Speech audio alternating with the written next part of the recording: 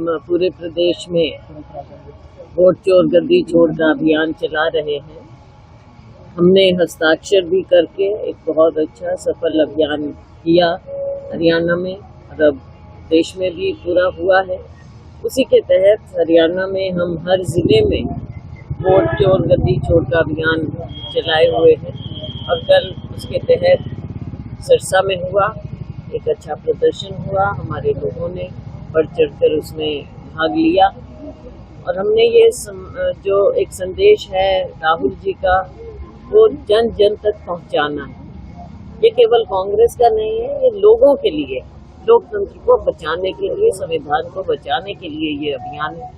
और आज सभी लोग इस बात को मानने लगे हैं कि कहीं ना कहीं इलेक्शन कमीशन का जो रोल है वो निष्पक्ष नजर नहीं आ रहा और जो सत्ता पक्ष है भाजपा, उनकी और इलेक्शन कमीशन की एक दूसरे को ढकने की बात नजर आ रही। फायदा नुकसान आप एक दिन में नहीं देख सकते। ये जैसे हमारा लोकतंत्र इतना मजबूत लोकतंत्र है, इतने दशक लगे हैं हमें अपने लोकतंत्र को मजबूत रखने के लिए हमारे संविधान के मुताबिक, तो हमने लोगों तक इस बात को पहुंचाना है कि इसमें तेरा मेरा इंटरेस्ट की बात नहीं है, ये सबका इंटरेस्ट है, सबके हक की लड़ाई है।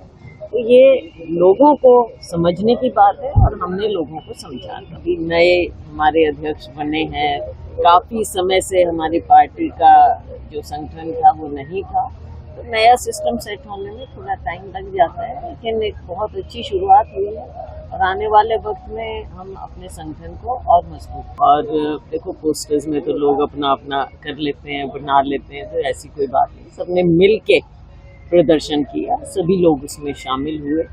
हाँ, ये कॉलेज की जो बात है, ये देखो इस तरह की चीज़ नहीं होती चाहिए। किसी राजनीतिक लड़ाई हम लड़ते नहीं, बाकी कई बार जो यंग एलिमेंट है ये उत्तेजित हो जाते हैं, हम थोड़ा सा, लेकिन मेन पार्टी हम। भाई आपने बिल्कुल ठीक बात कही है कि बातें ही बातें हैं। ये चुनाव से पहले, चुनाव के बाद केवल लोगों को लुभाने की कहानी रहती है।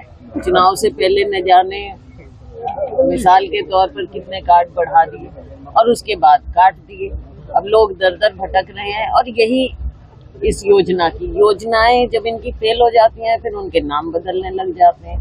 तो लोगों को गुमराह करने का केवल तरीका रह गया है भाजपा सरकार का और केवल खोखली बातें, खोखले वायदे ही इनके पास हैं और वो लोगों के हिस्से डाल देते हैं। जो आम नागरिक है, चाहे वो शहरी है, चाहे गांव का है, हमारा किसान, आज उसके साथ क्या हो रहा है आप देख रहे हैं कि कितना बड़ा घोटाला धान का चल रहा है, लेकिन सरकार की ओर से कोई रिस्पॉन्स नहीं है।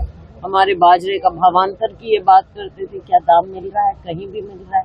गरीब आदमी है और ये बात मैं बार बार कहती हूँ। मनरेगा आप देखिएगा, मनरेगा एक जो लाइफलाइन गरीब आदमी की थी, मनरेगा को कमजोर किया जा रहा है, उसके बजट को कमजोर किया जा रहा है। और हमारे साथी हमको बार बार मिलते हैं जो मनरेगा के मेट हैं, उनको पैसा नहीं मिल रहा है। तो ये सरकार केवल ऐसी बातें करती है कि उस समय लोगों को लगता है पता नहीं कि आसमान से तारे जमीन पर ये ले आएंगे, लेकिन असलियत तो कुछ। देखो मुद्दा हमने एक बार नहीं, हम विपक्ष हैं, हम राजनीतिक पार्टी हैं और हम हर तरह से मुद्दा उठाते हैं। हम जो ये प्रदर्शन भी कर रहे हैं इसमें ये भी एक बहुत बड़ा मुद्दा है। पीछे बाढ़ की भी बात थी, वो भी हमने उठाई है।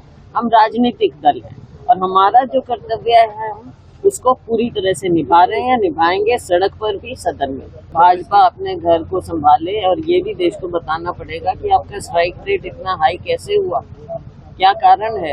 ये जनता बाद में देखेगी इन चीजों।